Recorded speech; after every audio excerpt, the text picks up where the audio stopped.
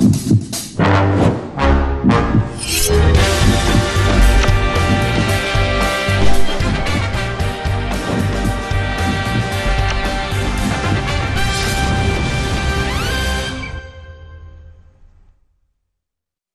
방송에서 제공하는 투자 정보는 투자 판단에 대한 조언입니다. 방송에서 제공하는 주식의 가치, 가격 상승 및 가격 하락에 대해서는 방송사에서 보장하지 않습니다.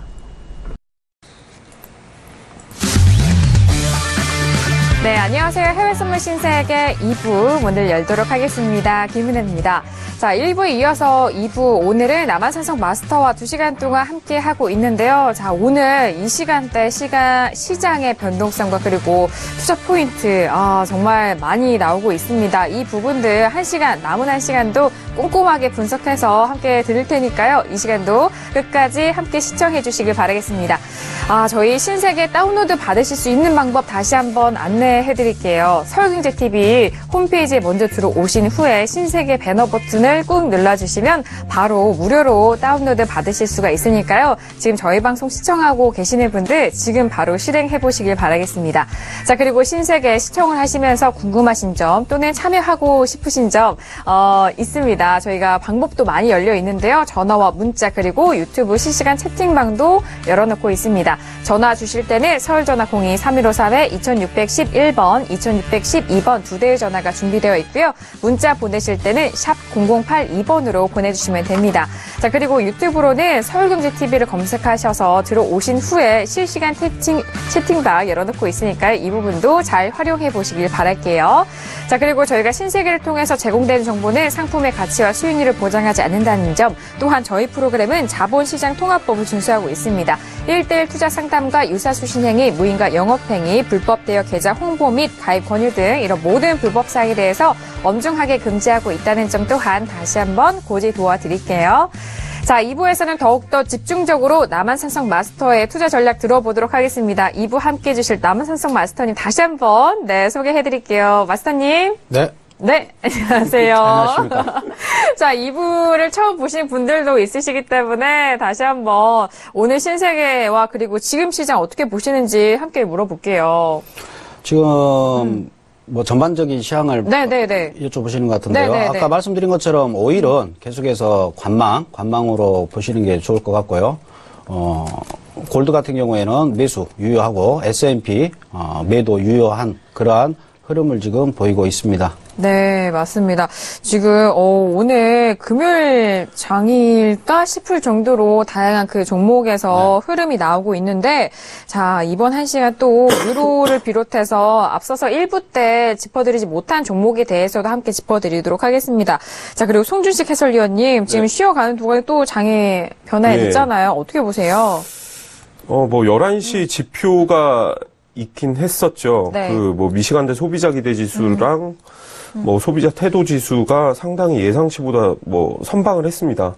소비 쪽 지표는 계속 좋아요. 그냥 지금 저희가 계속 우려하는 거는, 연준에서 우려하는 거는 물가 쪽 지표들이 계속 못 받쳐주고 있거든요. 고용이나 소비 쪽 지표들은 계속 이렇게 좋게 나오고 있는 흐름. 네.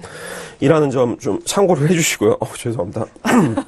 너무 시장 열심히 보신 것 같아요. 그리고 네네. 지수가 다시 하락을 했는데,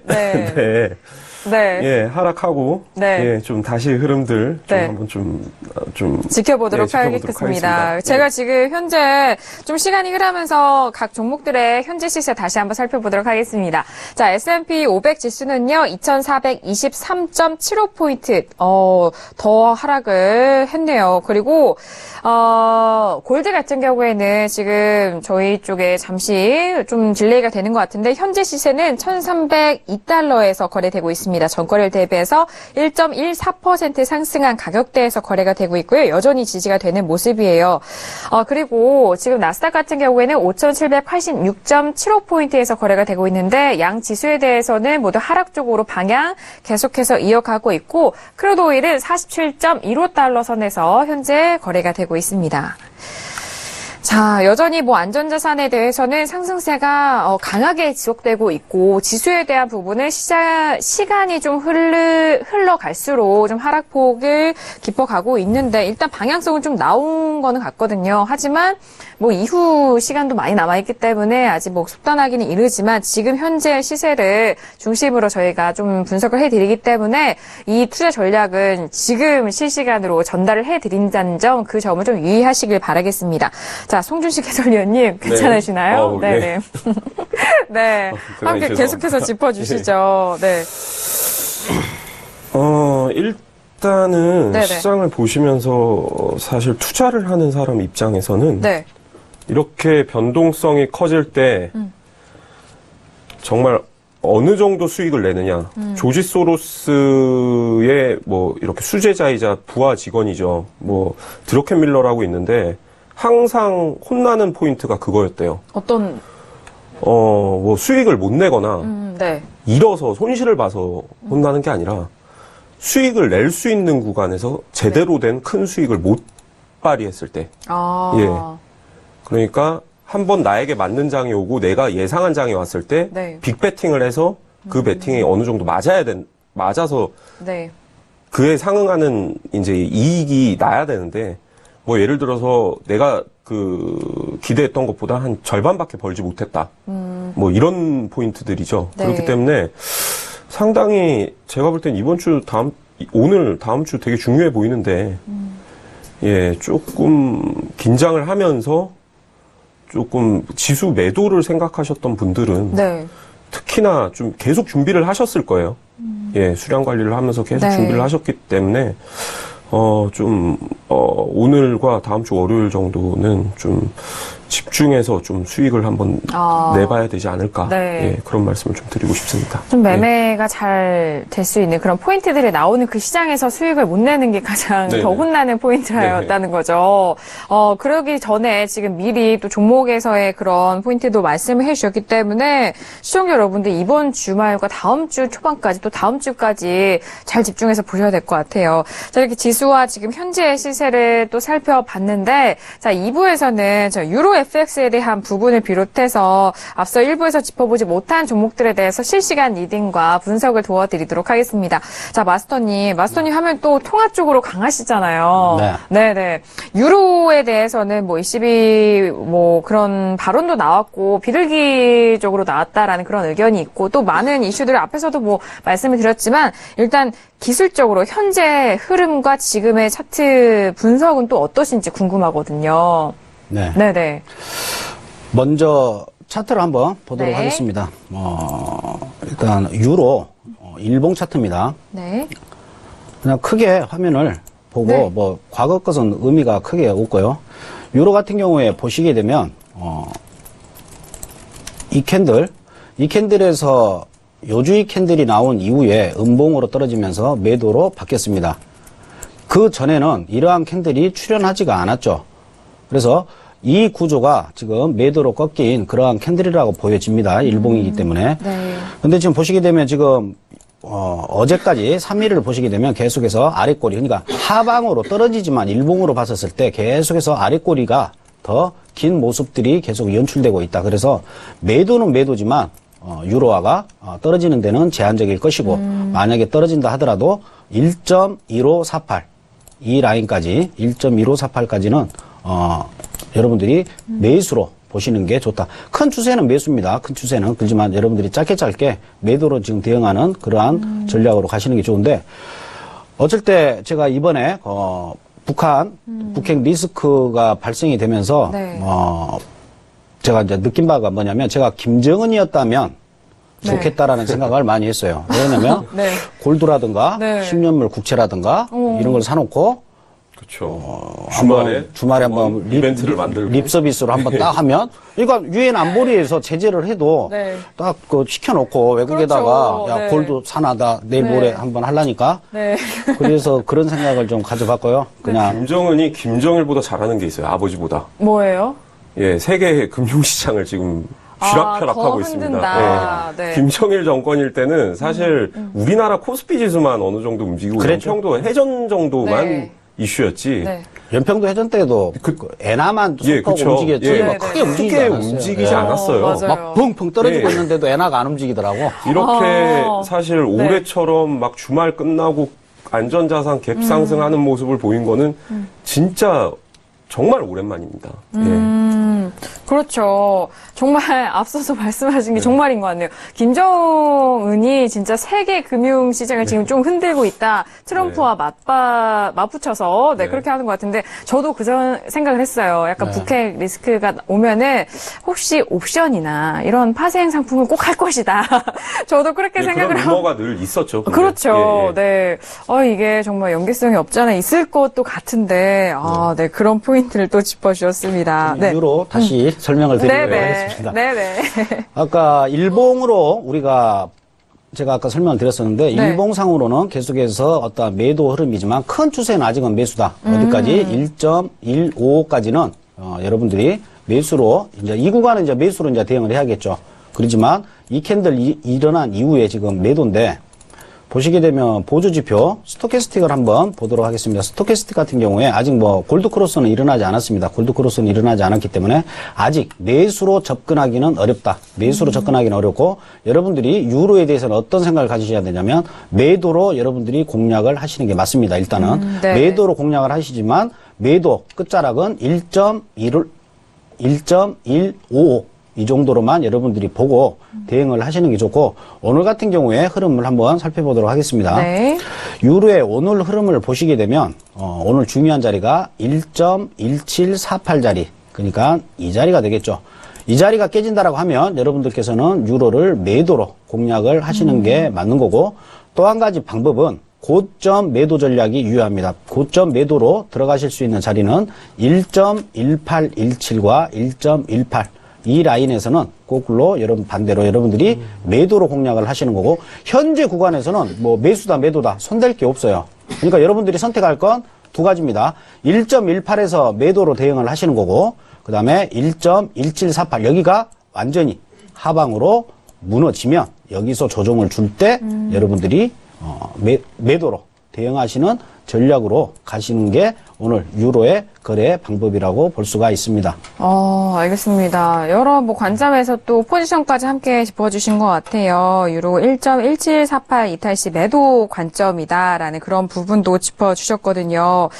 자, 지금 워낙 이전에는 달러 인덱스와 좀 비교해서 유로화의 흐름도 함께 많은 분들이 관심 있어 하셨는데 오늘은 또 안전자산과 이 지수에 대해서 큰 쏠림이 있기 때문에 조금은 저희가 또 2부에서 좀 늦게나마 말씀을 드렸지만 유로에 대해서도 앞으로 다음 주도 또 살아있는 그런 종목이기 때문에 네, 많이 좀 지켜보셔야 될 것 같아요. 송주식 해설위원님 유로는 어떻게 보세요? 저는 사실 이제 다음 주에 드라기 하는데 제가 일부에서 말씀드렸지만 네. 드라기 총재한테가 갖고 있던 어떤 그 결정권을 약간 주도적인 상황이 옐런에게 가는 게 아니라 트럼프에게 가지 않았나. 예, 달러 인덱스, 그러니까 달러의 영향력이 당분간 다음 주까지는 더 클 것으로 보이고요. 소문난 잔치에 먹을 것 없다고 사실 되려 잭슨 홀이 조용하게 끝난다면 계속 트럼프 재료로 사실 다음 달, 이제 9월 달, 이제 ECB 있고 FOMC 있죠. 각 이제 중앙은행 총재들이 또 기자회견을 하면서 금리 결정을 하는 달이라 아마 자산 축소에 대한 방향성이 구체적으로 정해질 겁니다. 예, 그런데 그 전까지는 사실 어떻게 보면 유로 흐름으로 지금 한 달 동안 끌고 왔다면 지금은 다시 달러 쪽인데 트럼프 재료로 지금 어떻게 보면 시장이 움직이지 않을까 예, 생각을 하고 네. 저는 사실 유로는 네. 달러 강세로 인한 어쩔 수 없는 약간의 약세? 유로 약세를 좀 보고 있습니다. 달러 강세로 인한 유로 약세 예. 흐름 말씀해 주셨고, 워낙 또 드라기 총재가 어떤 발언할 것이냐, 그렇게 뉴스들이 많이 나오고 초점이 맞춰서이지만, 네. 하지만 송주식 해설위원님은 트럼프가 쥐고 있다.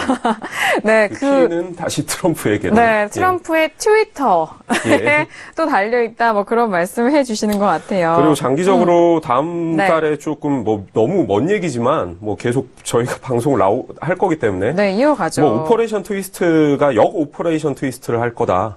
원래는 단기채를 매도를 하고 장기채를 매수를 했는데 네. 반대로 장기채 매도에 단기채 매수 형태로 자산 축소를 조금 이끌어 나갈 것이다. 그런데 그 규모가 어느 정도 되느냐. 네. 그리고 그렇게 되면 또 분석을 해야 될 게 그때 당시 오퍼레이션 트위스트 했을 때의 그런 10년 국채나 옌이나 달러 인덱스의 흐름이 한 3개월, 6개월 동안 어떤 흐름이었고 네. 그럼 그걸 또 반대로 또 바꿔 생각하면 어느 정도 좀 기준이 쓰겠죠. 그렇죠. 예. 뭐 아까 일부에서 말씀하신 대로 마스터님 말씀대로 이렇게 생각을 옐런 의장이 멘트를 했으니까 무조건 반대구나. 네. 라고 베팅할 건 아닙니다. 하지만 공부를 해야 돼요. 그래야 내가 네. 3년을 하고 5년을 평생 시장은 저희가 죽을 때까지 아마 시카고 거래소의 CME 상품들은 계속 거래가 될 겁니다. 그렇죠. 이 네. 시장에서 내가 살아남고 수익을 취하려면 공부를 해야 되는데 그 경험치를 쌓기 위한 거는 그런 좀 이런 과거 데이터들을 한번 또 돌려보는 것도 도움이 되지 않을까. 예. 제가 또 자료를 만들어서 또 한번 찾아뵙도록 하겠습니다. 그때. 네. 아니, 과거 데이터에 대해서 이제 공부가 필요하다라는 말씀을 좀 해주셨는데, 또 많은 분들이, 매매를 하시면서 복귀도 많이 하시잖아요. 네. 복귀도 하고, 그 전에 이런, 다양한 이슈와 사건에 맞물려서 어떻게 네. 시장이 차트가 움직였느냐라는 그런 부분을 지켜보는데, 왜냐하면은 또 말씀해 주셨던 그런 부분 중에 좀 학습된 가격대 또는 학습된 그쵸. 이슈 뭐 이런 말씀을 또 하시잖아요. 네. 그런 부분들이 정말 지나치면은 예. 안 될 것 같아요. 자, 그런 부분 잘 꼼꼼하게. 그리고 재료들이 결국 돌고 네. 돌거든요. 맞아요, 맞아요. 예. 돌고 돌기 네. 때문에 이게 이 재료 너무 많이 우려 먹었는데 싶으면 또 그 다음 재료가 뭘까라는 생각을 좀 해보실 필요가 있으세요. 네, 알겠습니다. 정말 이런 정말 꿀팁을 말씀해 주시고 계세요. 자, 지금 유로 FX와 함께 보면서 또 달러 인덱스에 대한 부분 일부에서도 함께 말씀을 드렸는데 문자로 온 질문 확인을 해보도록 하겠습니다. 3123님이 보내주신 문자예요. 지금 유로는 그러면 달러 인덱스 말고 참고할 지표가 있을까요? 라고 문자를 주셨거든요. 자, 달러 인덱스 그리고 또 크루드 오일 같은 경우도 달러 인덱스 좀 참고를 하자라는 말씀을 해주셨는데 마스터님, 유로 같은 경우에는 참고 지표가 또 다른 지표가 있는지 궁금해 하시는 것 같아요. 굳이 보신다라고 하면 네. 스위스 프랑, 스위스 프랑을 같이 보시는 게 가장 좋습니다. 그 전에 먼저 네. 스위스 프랑 차트는 제가 조금 이따가 준비를 다시 하는 걸로 하고 네, 네. 달러 인덱스 한번 보시도록 하겠습니다. 네. 달러 인덱스 보시게 되면 네. 특이사항이 있어요. 어떤? 골드라든가 지금 네. 10년물 국채 같은 경우에는 상승으로 지금 계속해서 진행이 되고 있는데 달러 인덱스 같은 경우에는 현재 오늘 음봉으로 지금 진행이 되고 있고 보시게 되면 보조지표상으로도 지금 데드클로스를 만들려고 하고 있습니다. 데드클로스를. 그리고 우리가 현재 이 구간에서는 달러 인덱스상 달러가 강세로 간다, 약세로 간다, 우리가 보기에 조금 힘든 그러한 구간이에요. 이 캔들 지금 일본 차트인데, 일본 캔들인데, 일본 캔들을 보고 앞으로 올라갈 거다, 내려갈 거다. 왜 그러냐면 캔들들이 다 고만고만하죠. 다 네. 고만고만하기 때문에 가늠을 할 수가 없어요. 보통 하락세가 강할 때에는 보시게 되면 이렇게 음봉이 양봉보다 커요. 좀 이 두께가. 네. 이걸로 봤을 우리가 이제 보더라도 지금 매도세가 강하구나. 이걸 알 수가 있는데 또 보시게 되면 이 구간에서만 지금 양봉 하나가 나왔기 때문에 그나마 이 양봉을 기준으로 해서 계속해서 달러가 강세로 그동안 왔는데 지금 거의 뭐 2주 동안 네. 거의 어떤 사실상 달러 인덱스상으로 봤었을 때는 큰 흐름이 보이지 않기 때문에 현재는 달러 인덱스를 보신들 큰 의미는 없어요. 왜 그러냐면 봐도 올라갈지 내려갈지 모르겠는데 굳이 이걸 내가 봐가지고 이렇게 생겼으니까 올라갈 거야, 내려갈 거야. 절대 만한 딱히 포인트가 없군요. 그렇죠. 포인트가 네. 없을 때는 네. 안 보니만 또 못하니까 안 보는 이만 또 못하니까 아예 안 보시는 게 좋습니다. 그래서 달러 인덱스는 보통 뭐 60분 캔들로 또 보시는 분들이 있는데 그렇게 보시는 게 아니에요. 달러 인덱스 같은 경우는 16가지 통화인가요? 17가지 통화인가요? 그 통화를 다 어떠한 강세인지 약세인지 네. 평준한 거기 때문에 뭐 단순하게 이걸 보고 우리가 달러 강세다 약세다 이렇게 딱 보기는 힘들어요. 왜 그러냐면 어쩔 때는 가장 비중이 높은 게 엔화, 그 다음에 유로가 이제 그 비중이 있는 건데 달러 인덱스에 미치는 영향이 예를 들어서 엔화하고 유로하고 뭐 예를 들어서 같이 움직일 때도 있어요. 항상 뭐 반대로 움직이는 건 아니기 때문에 그랬을 때 어떤 달러 인덱스 상에 우리가 또 올바르지 않는 신뢰할 수 없는 시그널이 오기 때문에 그렇게 신뢰할 수 있는 그러한 지표는 아니지만 참고용으로만 보시는데 현재 구간에서 그나마 달러 인덱스가 참고용으로 보는 건데도 현재 뚜렷한 포인트가 없기 때문에 굳이 달러 인덱스에 집착하셔가지고 여러분들이 보실 필요는 없을 걸로 보입니다. 좋은 말씀 해주신 것 같아요. 워낙 달러 인덱스 그 지표 자체나 그 수치를 뭔가 절대적인 그런 수치나 그렇게 좀 참고를 하실 분들도 많으시거든요. 아니 오늘 달러 인덱스가 좀 꺾였으니까 아니 바로 그냥 유로 강세일 거야. 만약 이런 식으로 바로 이렇게 정석적으로 대응하시는 분들도 있기 때문에 그런 부분에 대해서 많은 참고가 됐을 것 같습니다. 그리고 유로에 대해서는 달러 인덱스 외에도 스위스 프랑에 대한 부분을 말씀해 주셨는데 스위스 프랑 같은 경우에는 또 많은 분들이 또 생소하실 수도 있어요. 네네. 그렇죠. 같은 유럽권 내에 네. 있는 또 통화죠. 네. 그리고 안전자산이기도 하고 네. 가장 원래 N 전에 사실 90년도까지는 스위스 프랑이 더 뭐 N만큼 좀 유명한 안전자산이었습니다. 예, 그랬죠. 예, 예. 네. 좀 시세를 보면 스위스 프랑이 유로보다는 좀 강세인 그런 기조가 많았나요, 마스터님? 아니죠. 네. 유로하고 네. 그러니까 사실상 FX 따지게 되면 유로 같은 경우는 유로 달러고 네. 스위스 프랑은 달러 스위스 프랑이에요. 그게 분자 분모가 바뀌어요. 그래서 네네. 원래 FX에서는 네. 유로 FX와 스위스 프랑 같은 경우에는 반대로 움직였죠. 그렇지만 해외 선물에서는 다 분모가 달러이기 때문에 네. 유로하고 스위스 프랑을 보시게 되면 네. 같이 움직임의 흐름을 보인다. 근데 최근 돌아가지고는 좀 상이하게 움직이는 경향도 있어요. 그렇지만 차트를 한번 보시게 되면 일봉으로 한번 보도록 하겠습니다. 네. 왼쪽 게 유로고 오른쪽 게 스위스 프랑입니다. 네. 일봉상으로 보시게 되면 네. 거의 비슷하게 움직이는 모습을 보실 그러네요. 수가 있는데 네. 뭐 똑같이 스케일을 맞춰놓으면 네. 거의 비슷하게 움직이는 그러한 경향을 보입니다. 뭐 양봉이면 얘도 양봉이고 음봉이면 음봉이고 그래서 스위스 프랑을 보고 우리가 보통 거래를 하는데 어떻게 여러분들이 유로를 거래하실 때 도움이 되냐면 한 가지 팁을 여기서 알려드리도록 하겠습니다. 네. 다른 거 보지 마시고 유로 같은 경우에 지금 현재 60분인데 60분에서 자, 60분봉으로 좀 변환을 해서 현재 보겠어요. 유로 같은 경우에 네. 시가 위에 현재 60분짜리가 캔들이 놓여 있어요. 스위스 프랑도 60분 위에 있다. 그러면 유로, 스위스 프랑 모두 유로 같은 경우에 매수로 대응을 하시는 게 맞습니다. 매수로. 그리고 어제 같은 경우에 보시게 되면 이 구간에서 잘 안 보이실 겁니다. 이 구간에서 보시게 되면 네. 시가 아래로 이 시간까지는 내려와 있죠. 시가 맞아요. 아래로 내려와 있기 때문에 유로화가 이 시간대 어제 같은 경우에 매도로 여러분들이 편하게 거래를 하셔도 되는 거고 더 이상 매도로 들어갈 수가 없는 지점이 어디냐. 스위스 프랑이 이 시간 좀 크게 그릴게요.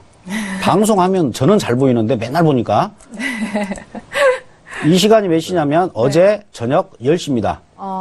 네. 10시를 기준으로 10시가 아닌데 좀 시간이 잘못됐는데 네. 이 캔들이 이제 시가 위로 돌파가 된 모습이죠. 이 캔들이 네. 시가로 돌파가 됐기 때문에 이제 더 이상 유로와도 매도로만 공략을 하시면 안 되는 거죠. 이제 보시게 되면 네. 이전에 스페셜 강의 때 또 그 시가와 또 NS존에 따라서 매도냐 매수 뭐 이런 진입 관점도 말씀해 주셨잖아요. 네. 차트 보니까 또 기억이 나서 잘 눈에 들어오네요. 네네. 아, 잘 들어오세요? 네. 내가 잘 안 들어오네. 그러니까 왜 이때부터는 그러실까요? 네. 이때부터는 네. 유로도 이 캔들 네. 이후부터는 이제 만약에 내가 매도를 갖고 있다 그러면 손절을 하시고 매수로 대응하는 구간이 돼버린다는 거죠. 왜? 스위스 프랑을 보고 우리가 힌트를 얻을 수가 있다라는 겁니다. 그래서 여러분들이 거래를 하실 때 내가 유로를 매수로 들어가고 싶다라고 하면 스위스 프랑이 현재 당일 시가 위에 있는지 시가 아래에 있는지 보고 여러분들이 거래를 하시면 좋아요. 또 한 가지 골드를 거래하실 때에도 엔화가 현재 시가 위에 있는지 엔화를 직접 거래를 안 하시더라도 엔화 차트를 열어놓고 똑같은 안전자산이기 때문에 엔화 차트를 열어놓고 엔화가 시가 위에 있는데 골드도 시가 위에 있는 상황에서 내가 매수를 들어가고 싶다. 그러면 그때는 편하게 매수를 들어가셔도 됩니다. 근데 내가 골드는 시가 위에 있어가지고 매수로 들어가고 싶은데 엔화가 시가 아래에서 힘을 못 쓴다. 그러면 무리하게 매수를 들어가시면 안 되죠. 그렇다고 매도도 못 들어가죠. 왜? 시가 위에 있으니까. 그러니까 유로 같은 경우에는 유로와 스위스 프랑이 똑같은 어떠한 위치에 있었을 때 같이 공략을 하시는 거고 반대로 골드와 엔화 같은 경우에도 참고용으로 보시는 겁니다. 그걸 또 맹목적으로 믿고 하는 게 아니고 네. 참고용으로 보고 거래를 하시는 게 좋습니다. 네, 알겠습니다. 어떤 분이 질문하셨는데 네. 하셨는지 모르겠지만 네. 아주 좋은 질문을 하셨네요. 아, 그러네요. 진짜. 스위스 프랑에 대한 부분을, 저희 시간 신세계 안에서 처음 말씀하신 것 같아요. 그리고 스위스 프랑 같은 네. 경우에는 그 페그제라는 게 있습니다. 지금 사우디아라비아 거기 통화도 미국 달러와 페그제를 씁니다. 페그제라는 게 뭐냐면 어떻게 보면 반강제적인 통화 정책이죠.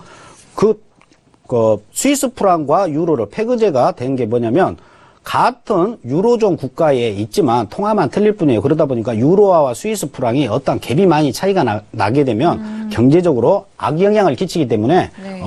이제 협의를 해가지고 유로화가 급등을 하게 되면 어느 정도 유로화에 움직이는 수준에서 그러니까 유로화가 움직이는 수준에서 스위스 프랑을 가둬놓은 거였죠. 그렇기 때문에 계속해서 똑같이 움직일 수밖에 없어요. 네. 사우디 같은 경우도 네. 그 미국 달러하고 사우디 그 통화가 막 자기 마음대로 상승하거나 하락할 수가 없습니다. 달러와 거기도 페그제를 현재 진행 중에 있어요. 그러다가 제가 알기로는 작년 2월인가 이제 스위스 프랑이 너무 힘든 겁니다. 거꾸로 반대로 힘들다 보니까 페그제를 이제 폐지를 2015년 1월에 정확하게 네. 기억나요. 폐지를. 그래서 네. 네. 1월인가 그랬어요. 예. 네. 그러면서 빠져나오면서 네. 그때부터는 조금 스위스 프랑과 유로화가 조금 상이하는 경향이 있지만 그래도 어느 정도 동조와 현상으로 같이 움직인다 이렇게 보시면 될 것 같습니다. 그때 홍콩에서 좀 근무하는 지인이 스위스, 네, 되게 울었던, 좀 저에게 한탄을 했던 그런 기억이 갑자기 그 포지션이 나네요. 있었었나요? 네네네. 회사에서? 갑자기 그 스위스 프랑이 페그제 폐지. 거의 네. 40에서 50% 가까이 폭등을 네, 했었거든요. 네네, 맞아요. 그리고 원래 네. 거래할 때 스위스 프랑 같은 경우에 거래하기가 예전에는 스위스 프랑이 사실상 거래하기 괜찮은 통화 중에 하나였습니다. 그리고 네.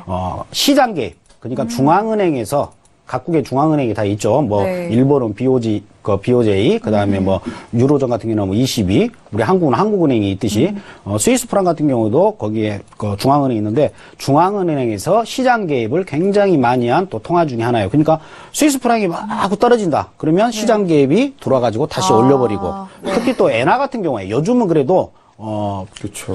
덜하지만 엔화도 굉장히 BOJ에서 중앙은행에서 시장 개입을 많이 했던 그러한 통화 중에 하나입니다. 그래서 스위스 프랑도 예전에는 거래하기 좋았고 아까 해설위 원께서 말씀한 것처럼 스위스 프랑도 굉장한 안전자산. 그러니까 스위스는 안 망할 것이다. 달러보다도 어떻게 보면 스위스 네. 프랑과 그다음에 골드, 그다음에 미국 10년물 국채, 그다음에 한 가지 더 한다면 독일 푼트채 이 네 가지를 가장 그 안전자산 중에는 다들 중요한 자산으로 따졌던 예, 그러한 통화 중에 하나가 스위스 프랑입니다.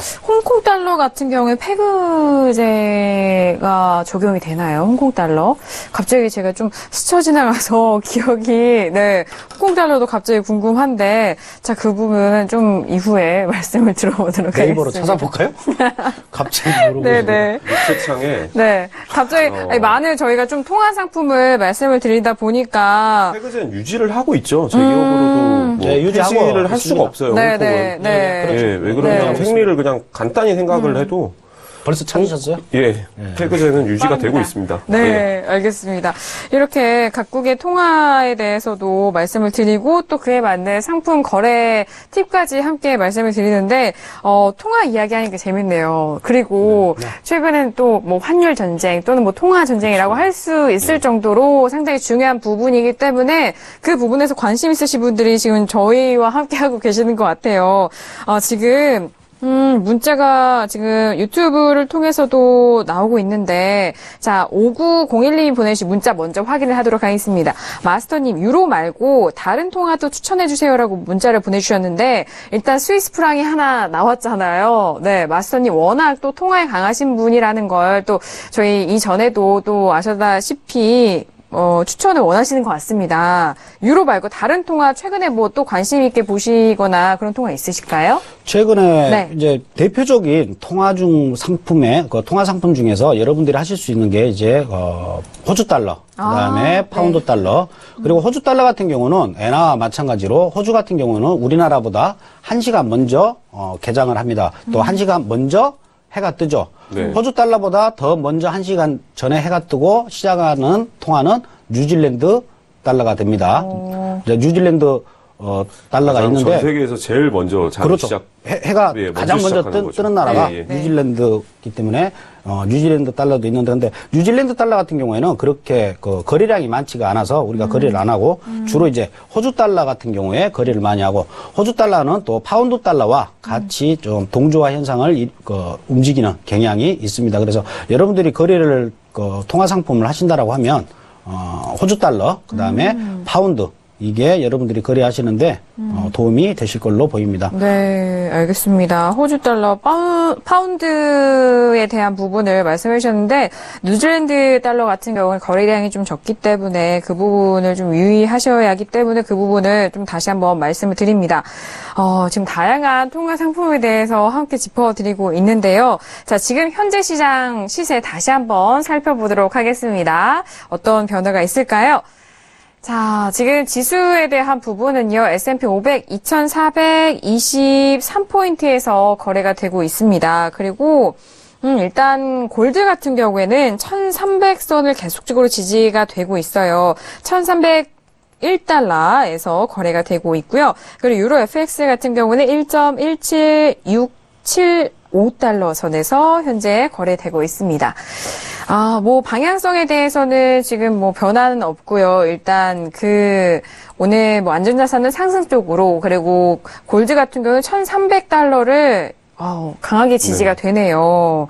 자, 오늘 1% 넘는 이 상승세를 시간이 지나면 지날수록 뭐 좀 소폭 조정은 받지만 지수 지지가 같은 돼요. 경우는 30분봉 2개가 이제 완성이 됐는데 네네. 장 개장하고 네. 저는 오늘 종가가 정말 궁금하고요. 예, 오늘 종가가 중요합니다. 네. 예, 종가가 중요하고 네. 골드도 역시 1300선을 지지하며 끝나는가가 좀 또 포인트가 되겠네요. 예.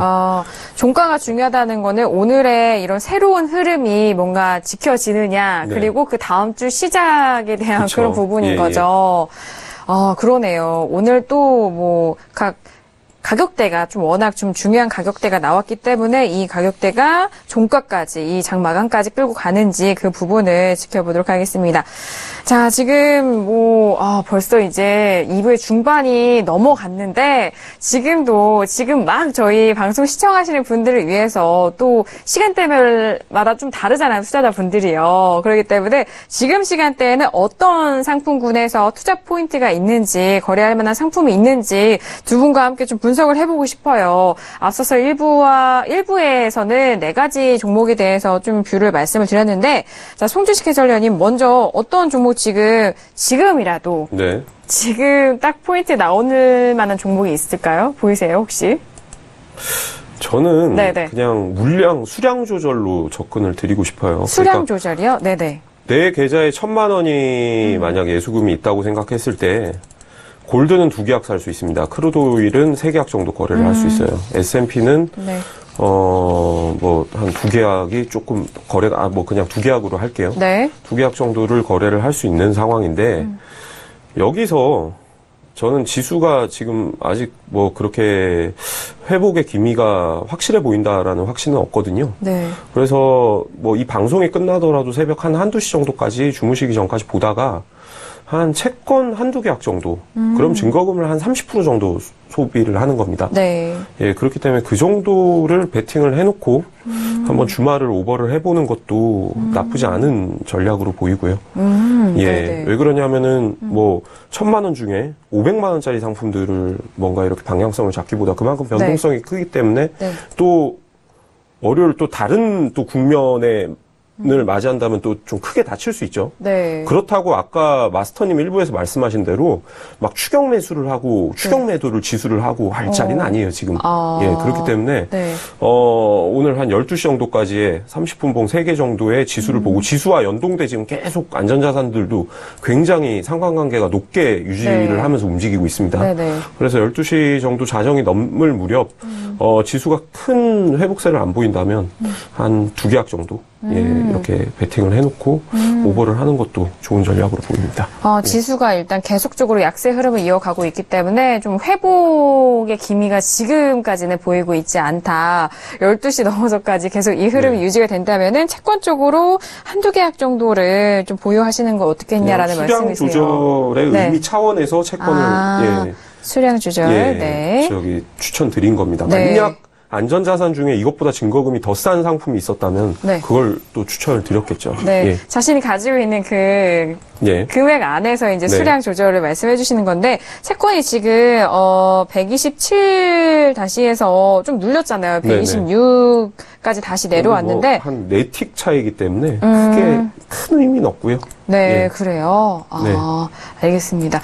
왜 또 이렇게 이런 127, 126 이런 가격대가 조금 눌렸다고 이제 또 매수로 또 지금. 그런데 분명한 네, 건 지금 네. 안전자산을 매도하시는 분들도 있을 거예요. 많이 올랐으니까 한번 매도로 한번 수익을 내볼까라는 분들이 분명히 있으실 텐데 네. 그거는 진짜 위험한 발상이라는 거. 너무 예. 미리 예견 매매라고 예, 해야 예. 될까요? 뭔가 그쵸. 너무 고점이니까 이제 내려올 것이다라는 네. 그런 일반적인 공식 하에 지금 막 들어가는 거는 너무 위험한 것 같습니다. 자, 이제 국채와 지금 또 수량 조절에 대한 그 부분 시간까지 또 말씀을 드렸고요. 마스터님은 지금 이 시장 분위기에서 어떤 종목 딱 매매할 만한 포인트가 나오시는지 궁금해요. 지금 골드 같은 경우에 네. 골드 같은 경우에 1295 네. 거기에서 한번 들어가실 수가 있고요. 매수로. 네, 매수로 역시. 1295달러면 네. 아주 좋은 자리일 걸로 보입니다. 1295달러면 네. 이 자리인데 또 이게 뭐 전에 어떠한 그 고점이었기 때문에 중요한 게 아니고 네. 1295라는 선은 어떤 선이냐면 또 기술적으로 네. 봤을 경우에 8월 달 들어와가지고 8월 최저점입니다. 8월 최저점. 네네. 네, 8월 달 최저점이 1257불입니다. 그리고 금일 1306.9를 오늘 터치를 했는데 여기가 8월 고점이죠. 그러면 월봉상 우리가 봤었을 때 저점과 고점 대비 첫 번째 76점 그 피보나치 선이 1295불이에요. 그래서 오늘 골드 같은 경우에 1295불이 훼손되지는 않을 걸로 보이고 아까 조금 전에 뭐 살짝 내려오다가 말았는데 97까지 내려오다 말았는데 네. 골드 같은 경우에는 여러분들이 1295불까지 기다리셨다가 여기에서 매수로 대응을 하시는 전략으로 가시면은 될 걸로 보입니다. 그리고 S&P 같은 경우에 보시게 되면 네. 일단은 전자의 저점을 깨고 떨어졌습니다. 떨어졌는데 여기에서 추격 매도는 들어가시면 안 되고 S&P 같은 경우도 들어가기 좋은 자리는 2435 이 라인이 좋습니다. 2435라는 이 자리는 얘도 마찬가지입니다. 네. 8월 최고점에서 오늘 또 최저점을 찍었죠. 월봉상 또 마지노선 23.6%선이 2435라인이다. 그러니까 여러분들 여기서 무조건 추격 매도 들어가시는 것보다 S&P 같은 경우에 2435 이 선입니다. 네네. 이 선까지 기다리셨다가 여기까지 올라온다 그러면 여기에서 매도로 여러분들이 대응을 하시는 전략. 그리고 여기서 매도로 들어가시게 되면 오버 하시는 것보다는 2425 정도 이 선에서 여러분들이 청산을 하고 나오시면 되는 그러한 자리입니다. 그리고 유로 한번 더 보도록 하겠습니다. 네. 현재 유로는 계속해서 아까 제가 설명드린 바와 같이 네. 1.1770과 1.1748 아주 지루하게 지금 몇 시간째냐면 1개, 2개, 3개, 4개, 5, 6, 7, 8, 9, 10, 11, 거의 12시간째 1.1770과 뭐 꼬리가 올라가는 건 큰 의미가 없습니다. 꼬리 네. 올라간 건 의미가 없고 아무튼 1.1770에서 1.1748 여기에서 아주 그냥 자리를 잡은 듯한데 네. 이런 게 차라리 좋습니다. 여기에서 한쪽이 뚫리면 이제 그 방향으로 나오죠. 네, 에너지를 지금 그렇죠. 응축하는 응축하고 기간이라고 있는 그렇죠. 볼수 그러니까 있죠. 예. 지금 여기서 막 들이대거나 막 그냥 가만히 그냥 콧구멍을 파고 계십시오. 코피가 나더라도 콧구멍을 계속 파고 보고만 좀 보고 계셔라. 네, 그렇죠. 네네. 예, 계속 버티라는 뜻입니다. 네네. 이렇게 진짜 콧구멍을 파지 마시고 내일 병원 문도 안 열 수가 있으니까 그래서 1770 위로 올라선다라고 하면 네. 매수로 들어가실 수가 있고 그다음에 1748 아래로 완성봉입니다. 완성봉에 대해서는 제가 누누이 설명을 드렸기 때문에 네네. 아시니까 1748 아래로 떨어진다 그러면 매도인데 사실 제 개인적으로는 위로 올라섰을 때 매수 들어가는 건 좀 찝찝해요. 좀 찝찝하고 1748 아래로 차라리 완성봉이 되면 매도로 들어가시는 게 어떻게 보면 좀 편하고 그런 거래를 하실 수가 있는데 아무튼 유로화 이 상품은 현재는 여러분들이 계속해서 관망을 하고 그냥 코피가 날 때까지 기다리는 수밖에 없다. 이렇게 보여집니다. 네, 알겠습니다. 지금 골드, S&P, 유로에 대한 부분을 지금 포인트를 짚어주셨는데요. 일단 골드부터 볼까요? 골드는 지금 1,300달러, 딱 1,300달러에서 1,300달러가 방금 깨졌어요. 1,299.9달러 선에서 거래가 되고 있는데 1%의 그 상승세가 지금 막 깨졌는데요. 1,295까지 눌릴 시에 이 가격대에서 매수 접근 유효하다라는 포지션 정리를 해드렸습니다. 자, 그리고 S&P 같은 경우에는요, 지금 현재 2425.25포인트 선에서 거래가 되고 있는데요.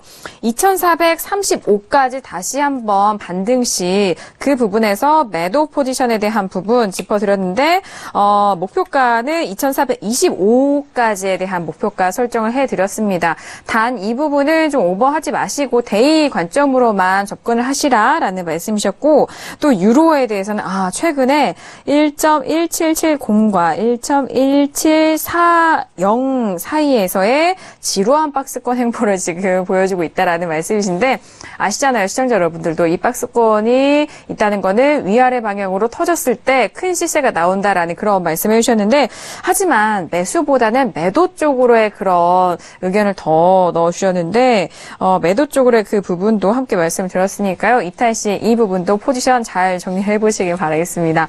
자, 지금 미세한 변화도 있지만 지금 큰 기조는 이어가고는 있지만요. 그 안에서의 가격대가 좀 세밀하게 좀 움직이고 있는 것 같아요. 자, 골드는 1,300이 깨진 이후에 다시 1,300까지 좀 한 틱 차이지만요. 한두 틱 차이지만은 깨진 그 부분을 빠르게 회복은 하지는 못하고는 있는데요. 자, 여기서 또 좀 더 눌린다면은 1,295달러에서 매수 포인트 짚어주셨으니까 잘 확인을 해 보시길 바라겠습니다.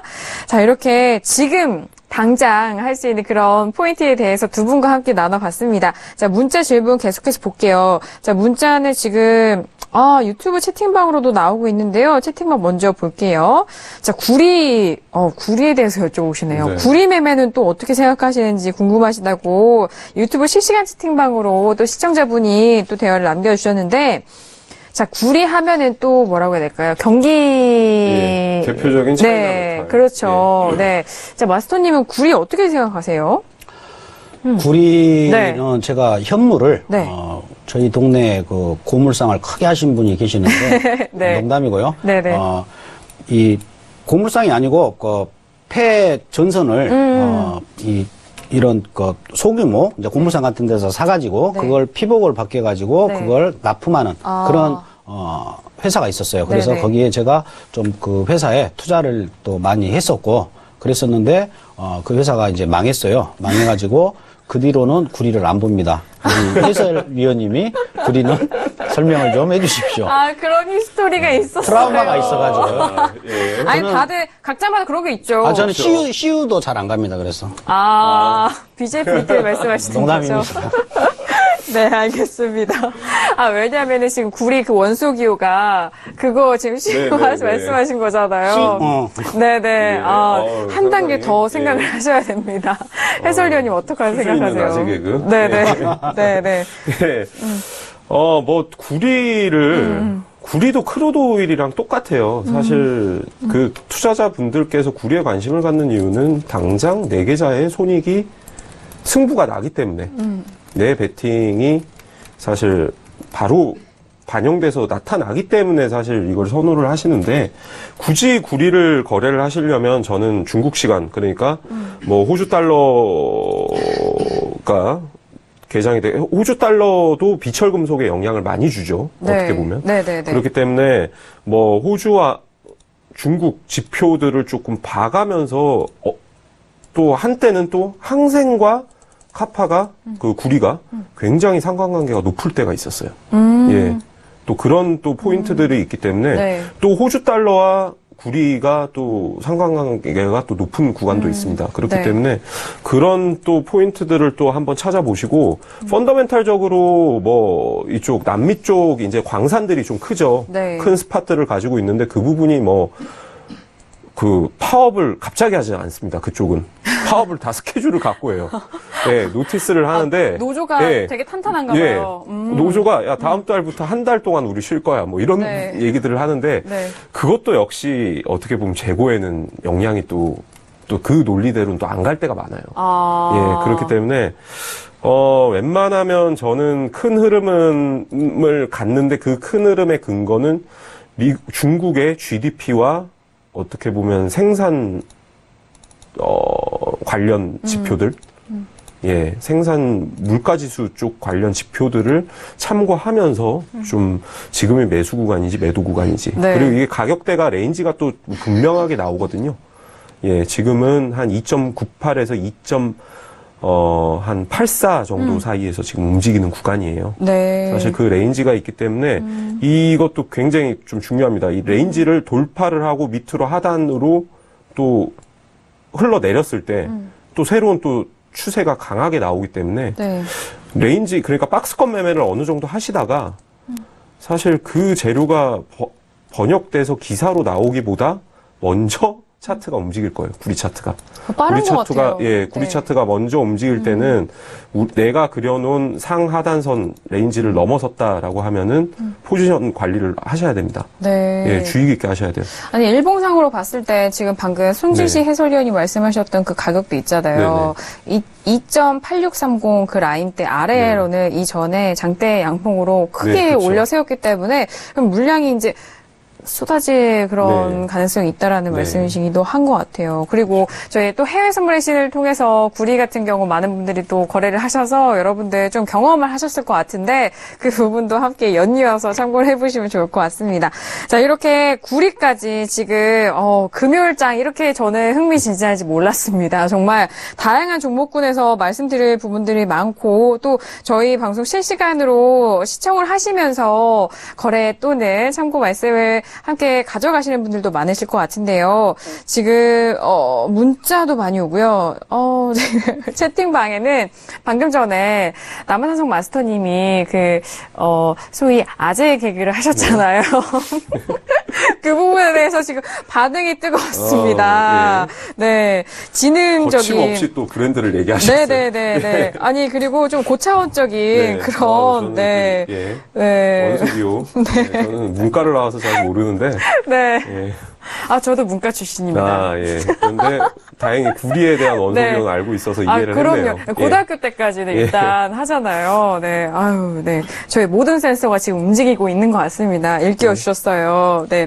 그리고 항생에 대한 부분도 계속 여쭤보시는 것 같은데, 왜냐하면은 또 이전에 일부에서 옌 같은 경우에는 또 일본장 좀 활발할 때 그때 보면 좋고, 이렇게 딱 좀 짚어주셨잖아요. 근데 항생도 일단 오전에 거래량이 많기 때문에 항생도 시간대에 따라 좀 다른 것 같은데, 항생은 안 보시나요, 혹시? 봅니다. 네네. 항생 최근 흐름은 어떻게 보세요? 모르겠습니다. 항생. 정말 예, 트레이더로서의 갖춰야 될 덕목들을 정말 제대로 갖고 계세요. 어떤 덕목인가요? 객관적이어야 돼요. 네, 뭘 하나 매수든 매수든 뭐 쏠리는 대로 그렇게 뭐 사랑하면 안 됩니다. 예, 항상 객관적으로 이렇게 보고 있어야지. 그리고 어떻게 예견을 합니까라는 말이 사실 쉽게 나와야 되거든요. 그렇죠. 예, 그거는 그게 사실 맞는 자세인데, 예, 아주 올바른 애티튜드를 지금 보여주시는 것 같습니다. 예. 항상 최근 시장. 네, 모르겠습니다. 손에 잡히지 않는다. 매수보다는 모르겠다. 매도 쪽으로 보시는 게 맞을 걸로 보입니다. 네, 항생도 뭐 지수잖아요. 네네, 그렇죠. 그러기 그러니까 때문에. 이제 기술적으로 이렇게 접근을 해서 굳이 이걸 억지로, 이렇게 본다라고 하면 또 분석이야 가능하겠지만은 굳이 아까 제가 말씀드린 것처럼 그러니까 똑같은 지수여도 제가 판단을 했었을 때 이걸 어떻게 분석하기가 좀 어렵다. 이걸 꿰맞히는 식의 어떠한 분석이 나오면 안 되겠죠. 차라리 그거는 안 하니만도 못하니까 그냥 모르겠다가 맞는 거고요. 매수보다는 매도 쪽에 좀 우위가 있고. 근데 항생 같은 경우는 또 중국 경제, 아까 펀드멘탈 쪽에 대해서 제가 여러분들 뭐 개인적으로 시나리오 쓰지 마시라고 그랬는데 또 펀드멘탈 쪽에 또 항생은 굉장히 좀 민감한 부분이 있어요. 왜 그러냐면 한 가지만 더 말씀을 드리면 보통 기관 투자자들이나 어떠한 메이저들이 우리 국내 주식이나 개미보다는 훨씬 많습니다. 외국도 마찬가지예요. 근데 항생은 개미들이 워낙 움직이는 거래량이라든가 이게 너무 커요. 그쵸. 그렇기 때문에 우리가 기술적으로 이건 상승할 거야 그랬는데 또 중국도 특유의 그게 있지 않습니까? 확 사버리면 맞습니다. 기술적으로는 분명히 떨어진다라고 봐야 되는데 또 상승하는 경우도 있기 때문에 펀드멘탈적인 측면을 또 무시를 못하는 지수 중에 하나가 또 항생입니다. 그래서 기술적 분석으로만 분석하기에 애로사항이 있는 종목이 어떻게 보면 또 상품이 또 항생이기도 하기 때문에 그래서 그 차이 때문에 글로벌 펀드들이 항생보다는 H쉐어를 많이 그렇죠. 보유를 팔았죠. 맞습니다. 맞아요. 그래서 그렇습니다. 예, 그렇기 때문에 그런 또 특징들을 또 잘 지적을 해주셨네요. 항상에 대해서 방금 정말 항상 연결된 마인드가 있으시기 때문에 정말 대답이 바로 나오셨잖아요. 단호박인 줄 아셨다고. 고수다운 답변이시다라는 그런, 지금 피드백이 오가고 있습니다.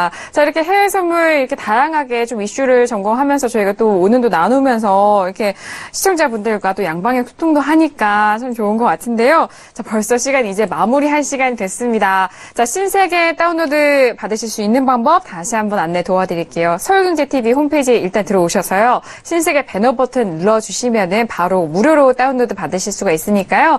빨리 실행을 해보시길 바라겠습니다. 저희 오늘 남한산성 마스터와 함께 금요일 2시간 동안 함께 했는데요. 마스터님 오늘 정말 2시간 동안 꼼꼼히 시장 봐주시느라고 너무 수고 많으신 것 같은데 소감 한 말씀 드릴까요? 네, 오늘 또 즐거운 시간이었고요. 모르겠습니다. 시청자 여러분들께서 도움이 되셨는지 모르겠지만 제가 뭐 중간에 지루하실까봐 농담도 좀 했지만은 거기에 다 또 팁이 다 들어가 있는 맞아요. 거고. 이유 있는 농담이었어요. 네, 다 이유 있는 농담이고요. 유튜브로도 다시 재방송 보실 수가 있으니까 한번 보시면 되겠고 다음에 또 나온다라고 하면 여러분들 다시 뵙게 된다라고 하면 또 다른 팁, 그러니까 깨알 같은 팁 또 제가 준비해서 나오도록 하겠습니다. 감사합니다. 네, 감사합니다. 오늘 또 스위스 프랑에 대한 부분 정말 새롭게 추가돼서 이 부분이 많이 참고가 되셨을 것 같은데요. 말씀해 주셨듯이 서울경제TV 홈페이지에서도 다시 보기 할 수 있고요. 유튜브 통해서도 또 다시 보기 가능하니까요. 이 점 잘 활용해 보시길 바라겠습니다. 자, 저희 신세계 통해서 다양한 상품군에 대해서 말씀을 드렸는데 이 점에 대해서는 투자 판단에 대한 조언입니다. 상품의 가치와 수익률을 보장하지 않는다는 점 다시 한번 고지도와 드립니다. 자, 신세계 2시간 동안 저희가 준비한 소식과 내용 여기까지고 함께 해주신 분들 오늘 고맙습니다. 다음 주 이 시간에 다시 돌아오도록 하죠. 감사합니다.